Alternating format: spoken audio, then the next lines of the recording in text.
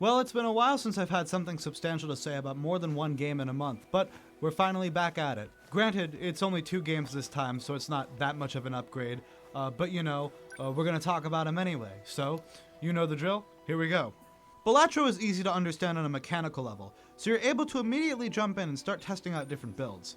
This is great for me, because my preferred approach to most things is to bash my head against a wall until whatever it is I'm doing finally starts to go my way.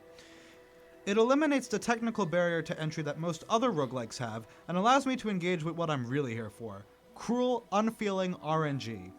The simplicity of the game's mechanics make for such tight design that I really only have one complaint about the game, which is that some of the boss blinds are objectively harder to clear than others. I know what I just said about the cold hard RNG, but some of these feel nearly impossible to clear without an extremely optimized deck, which goes against the beginner friendliness that the game otherwise does so well. Does this review say more about my inability to actually engage with the game's mechanics to a point of mastery than anything else about the roguelike genre itself? Probably, but I actually managed to finish several runs of Balatro while still only having 2 hours played on Hades, so what are you gonna do? This review may sound passive-aggressive, but it's really my way of trying to guilt myself into playing more roguelikes.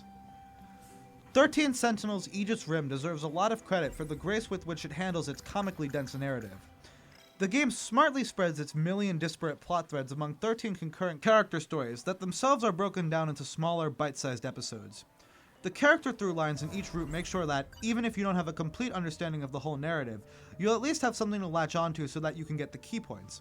Then, as revelations from one character route start to feed into loose ends set up in another, you'll be able to piece together the larger plot beats. By nature of the game's intentionally convoluted plotline and the non-linear manner in which said plot is conveyed, the game is chock full of plot twists, of which I am a sucker for. Admittedly, not all of these plot twists land, in the sense that I don't think all of them are quite as cool as the game thinks they are, but when new developments are appearing at a mile a minute, a couple of duds are forgivable on account of their sheer inevitability. I was a little worried about the character writing going in, as developing 13 equally complex and interesting main characters is no easy feat. But with the notable exception of one character whose route appears to be there solely for expository purposes, all the playable characters are at the very least endearing and entertaining. I do question the choice to make the game's most morally complex characters non-playable, but ultimately it's not something that really breaks the experience, so like with the dud plot twists, I don't really hold it against the game.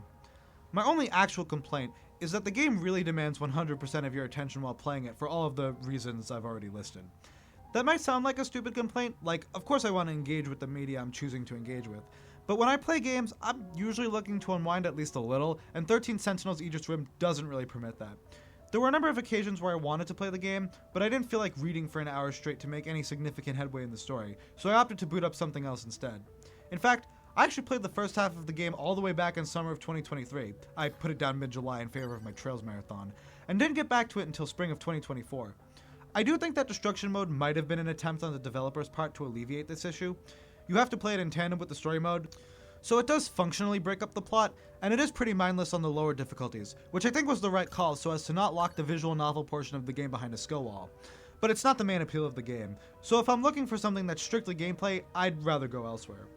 The only other game I can think of that feels intimidating in its sheer density is Disco Elysium, which I also played this year and probably should have mentioned in my review for that game, but oh well. Admittedly, I don't think I fully understood the whole story by the end of it all, which does take away some of the luster. I was waiting for some kind of aha moment where it all clicked, but nonetheless, I have a great deal of respect for the uniqueness with which 13 Sentinels Aegis Rim presents itself, and for all the wacky shenanigans that make up its narrative. As usual, here are the updated rankings for the year, and since it's July, I finally get to go back to my Trails brain rot now that Daybreak is out, so look forward to that next month. Until then.